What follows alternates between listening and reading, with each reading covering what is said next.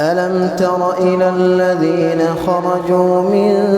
ديارهم وهم ألوف حذر الموت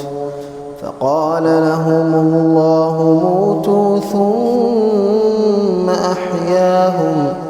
إن الله لذو فضل على الناس ولكن أكثر الناس لا يشكرون وقاتلوا في سبيل الله واعلموا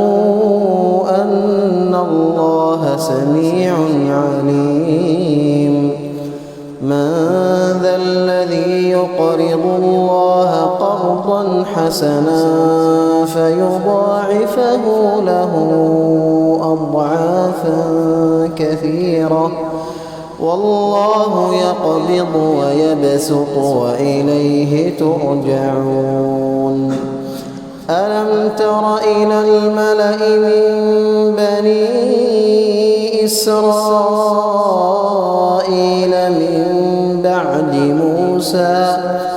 من بعد موسى إذ قالوا لنبي له ابعث لنا ملكا نقاتل في سبيل الله قال هل عسيتم إن كتب عليكم القتال ألا تقاتلوا قالوا وما لنا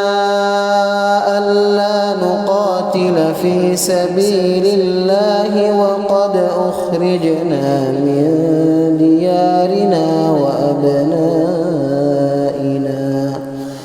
فلما كتب عليهم القتال تولوا إلا قليلا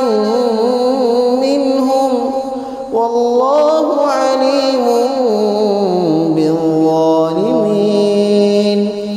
وقال لهم نبيهم إن الله قد بعث لكم طالوت ملكا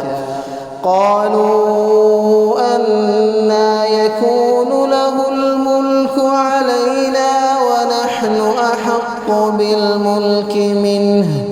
ولم يؤت سعة من المال قال إن الله اصطفاه عليكم وزاده بسطة في العلم والجسم والله يؤتي ملكه من يشاء والله واسع عليم